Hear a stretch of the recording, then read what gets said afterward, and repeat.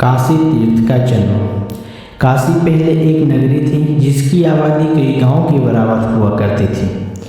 इसीलिए पहले जो राजा बनता था वह बड़ी नगरी का राजा होता था। काशी नगर में एक नरेश नाम के राजा हुए। काशी नरेश के राजा होने के कारण उनका नाम राजा काशी नरेश रखा गया था। यह राजा बहुत ही धर्मात्मा थे। वह अपने राज्य में किसी को भी दुखी नहीं देखना चाहता था। उस राजा की प्रशंसा देवलोक तक पहुंच गई कि राजा काशी नरेश मृत्युलोक में हैं। वह अपनी प्रजा की सेवा दिन रात करते हैं। उनके राज्य में कोई प्रजा दुखी नहीं है। यह सभी देवता सुनकर भगवान शंकर के पास गए और शंकर भगवान से कहते हैं कि आपने कहा था कि बिना दुख का कोई स्थान मृत्युलोक में नहीं होगा। हम आपको यह बताने आए हुए हैं, एक काशी नगरी मृत्युलोक में है कि जहाँ पर कोई दुखों का नामो निशान नहीं है, जिसकी प्रशंसा मृत्युलोक से सूर्यपुर यानी देवलोक तक फैल गई है। आप हम लोगों को मृत्युलोक में चलकर दिखाएं कि कैसे दुख के बिना काशी नगरी है। इतना देवताओं के कहने पर भगवान शंकर सभी को लेकर मृत्युलोक की काशी नगरी के लिए चल पड़ते हैं। जब भगवान शंकर देवताओं के साथ काशी नगरी पहुँचते हैं, वह राजा काशी नरेश के द्वार पर निराकार भेष में डेरा डाल देते हैं। तब वहाँ पर भगवान शंकर कहते हैं कि अब मैं पूरी काशी नगरी घूमने जा रहा हूँ, यहीं पर आप लोग रुकिए। वहाँ पर सभी देवता लोग रुक गए। भगवान शंकर लौट कर नहीं आते हैं। अब रात का समय आ जाता है।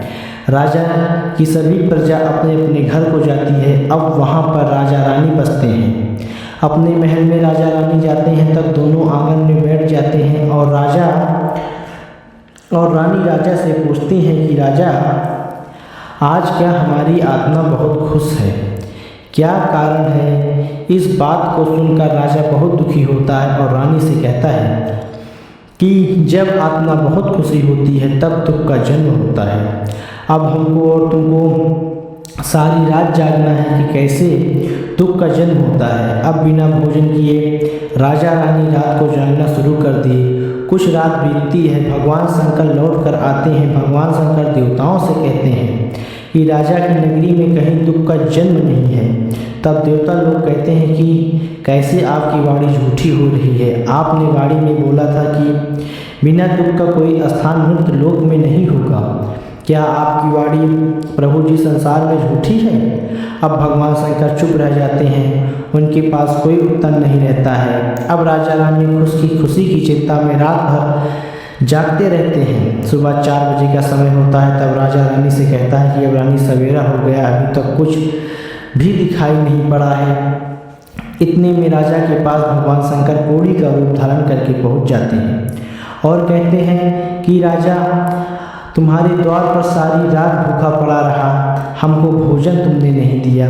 तब राजा सोचता है जिसके लिए मैं रात भर जागा उसका जन्म हो गया है।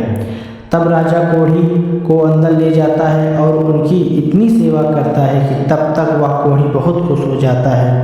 वह कोढ़ी कहता है, मैं संसार का झूठा और अपराधी हूँ। सब कुछ अपने लिए करते हैं, हमारा इसमें क्या है? इतना करने व कहने के बावजूद राजा खुशी ना दुखी होते हैं। यह तब अपना रूप भगवान शंकर देवताओं के बीच प्रकट करते हैं कि हे देवता, तुम राजा की हाल सुनो कि तुम लोग जब से राजा के द्वार पर आए तब से राजा रानी सारी रात जागते रहे। इसका क्या कारण था कि हे देवता लोग, यह आत्मा जहाँ पर खुश नहीं होती वहाँ पर दुख नहीं आता, और जहाँ पर आत्मा खुश होती है वहाँ पर दुख आता है।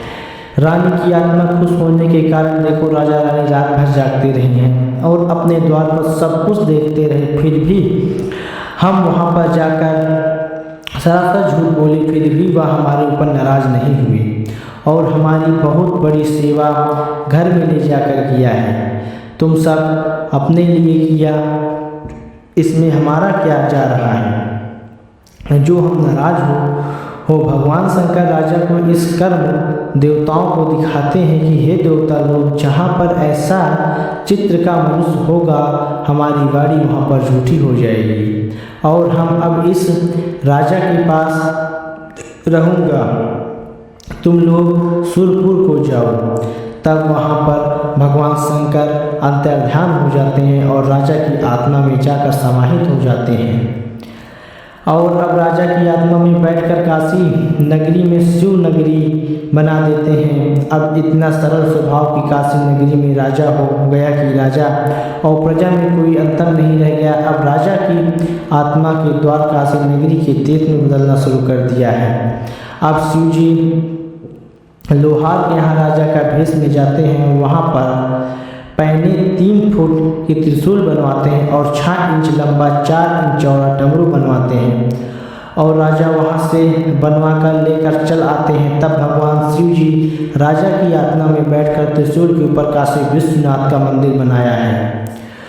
उसके बाद भगवान शिव ब्राह्मण भेष धारण करके राजा रानी के सामने जाकर खड़े हो जाते हैं और वह कहते हैं कि जो वर मांगना हो मांग लो। तब क्या राजा वर मांगते रहे हैं कि जो हमारी नगरी में आए, नगरी में आकर दर्शन करे, वह भगवान की शरण में पहुंच जाए। फिर ब्राह्मण रानी से पूछता है कि तुम क्या चाहती हो, तुम्हें क्या चाहिए। फिर क्या रानी वर मांगती है कि जो यहाँ पर दर्शन करे उसकी स्त्री कहीं पर हो वह भी भगवान की शरण में पहुँच जाए। यही राजा रानी भगवान शंकर से वरदान मांगा, यह वरदान आज भी अमर है।